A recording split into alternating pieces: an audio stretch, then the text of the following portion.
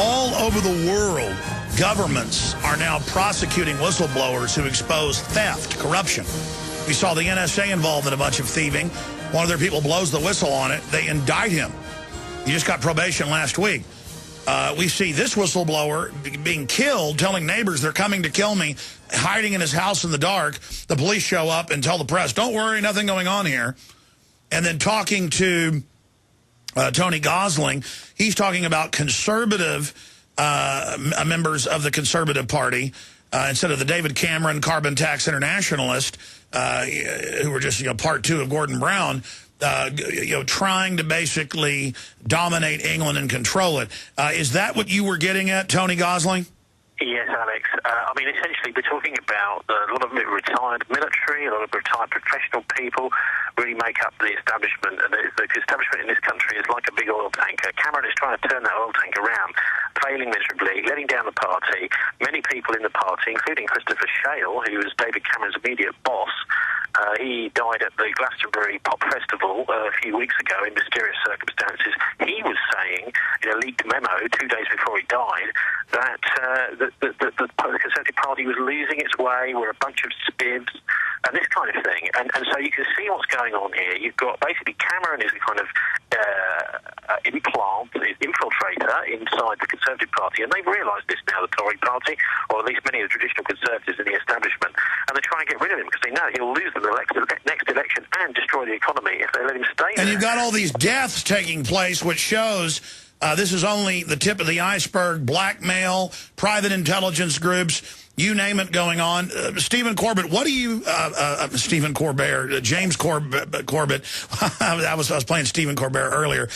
James-Corbett, a Corbett Report. What do you make of this war on whistleblowers all over the world, whether it's the D.C. Madam or whether it's NSA people or now this whistleblower, and then out of the gates, the government saying, no foul play, move along?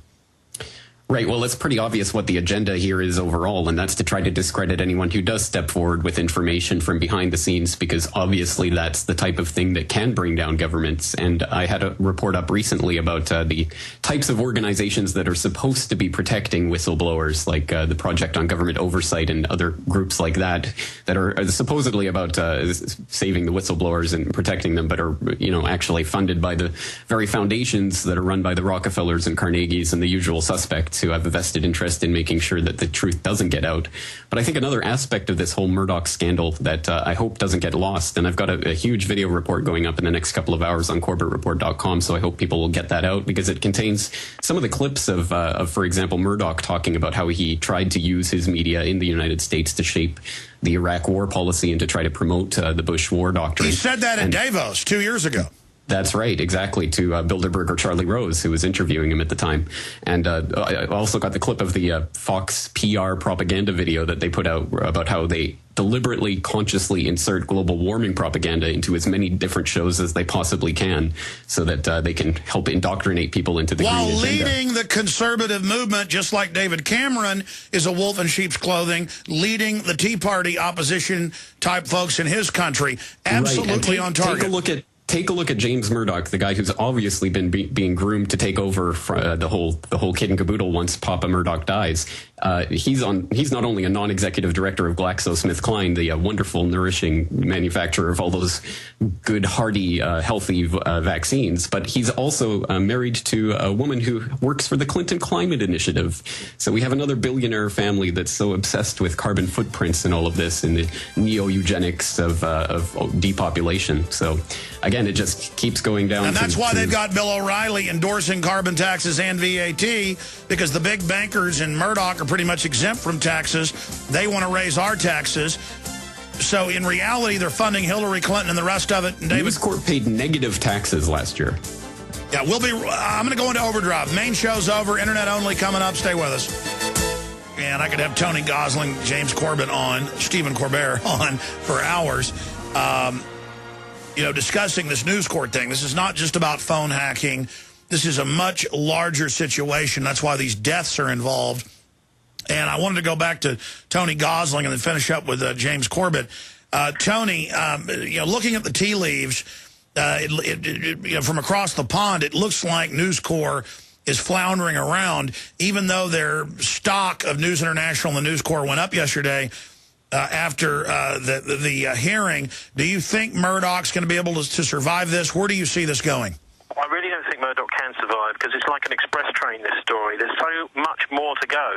I can tell you where I think this is going in the direction next, which was hinted at a couple of times in the House of Commons debate today, which is to do with the official vetting systems that are used to vet various individuals who are working in central government, and particularly in Downing Street. And this is a really explosive issue, which is being now looked at, and vetting is obviously completely nonsense.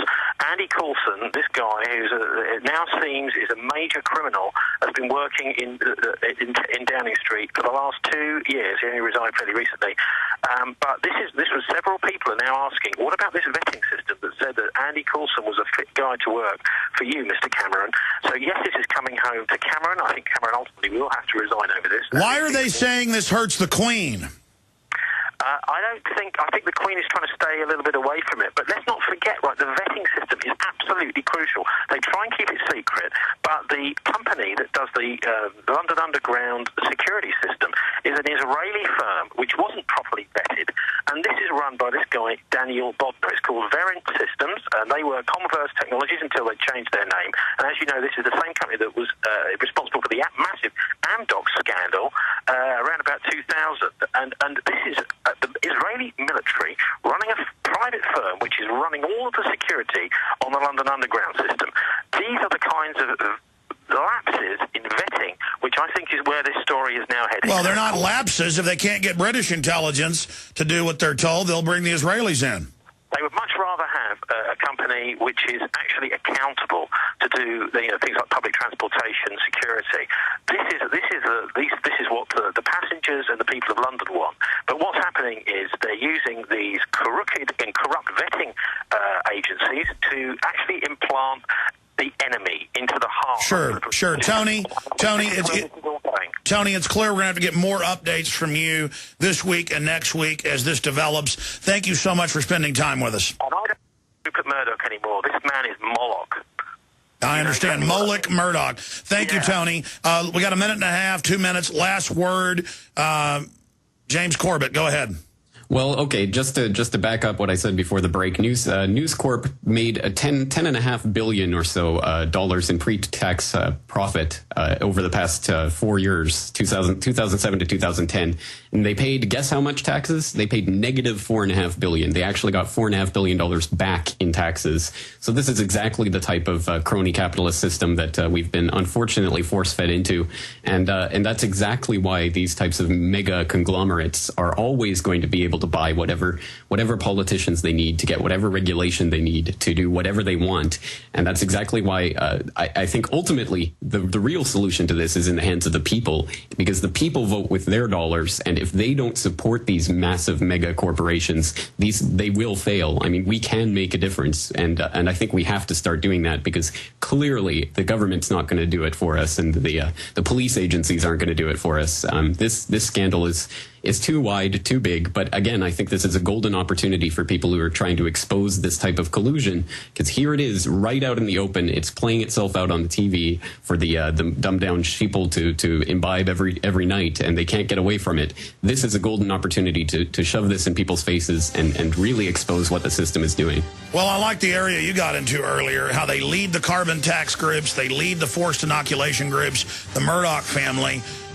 They admit they propagandize for global warming taxes, and then they lead the opposition to the global warming movement so they can have it falter at the key moment. They're behind Rick Perry, Al Gore's former chief of staff in Texas. I mean, it is just incredible. And they run the fake conservatives in England, and that's coming to a head. Retransmission starts now.